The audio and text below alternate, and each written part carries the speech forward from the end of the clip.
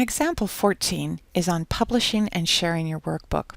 One of the reasons that you're putting together your workbook and gathering your data is because you want to work with it. But another reason might be because you want to publish it and share your workbook, perhaps with another researcher, perhaps with an organization that you're all working together on a project. Two things to keep in mind when you publish and share your workbook. You want to take a look at the Inspect Properties feature before you share your workbooks.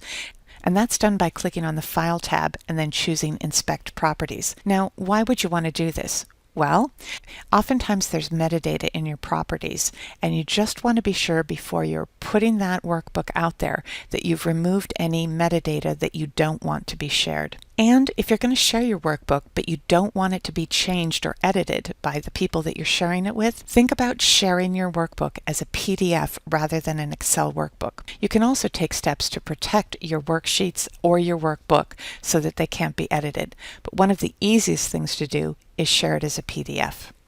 Now let's take a look at that in practice. Before sharing with anyone, as I mentioned, inspect it and remove any personal information. You might also want to add headers and footers, and I think that that's really useful to basically keep everything in order.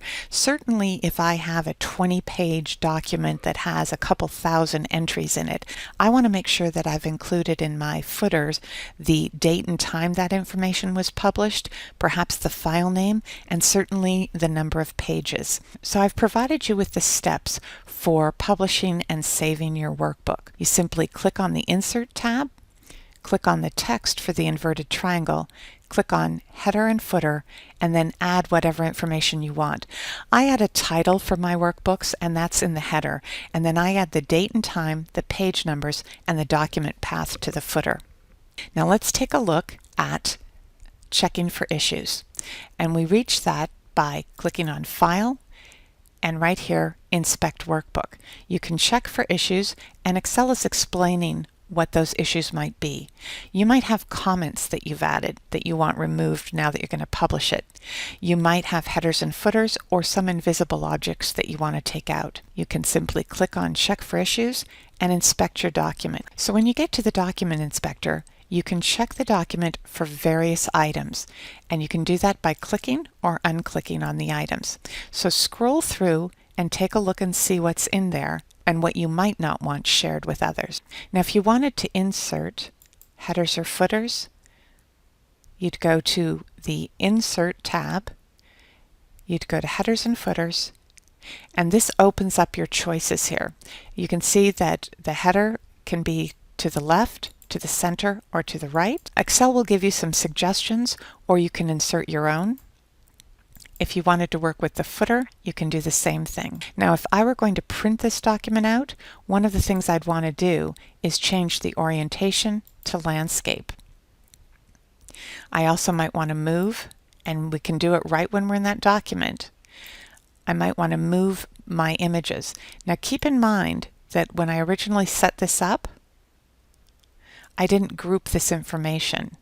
And if this is something you haven't worked with before, if you've added a shape, you're going to want to click on that shape, hold down the Shift key, and click on the next shape, and then group them. Once you do that, they move together in the future. Now you can always play with this document with orientation, with your margins, and you can print your titles here, but you can add the header anywhere you want and add the footer anywhere you want. And once you've finished with the design tools, you simply close out of the header and footer tools. And once you've done that, you're going to want to go to the View tab on the ribbon, and because you were in page layout, you're going to want to switch it back to the normal view. Now for our purposes, I'm going to move this screenshot back to where we had it.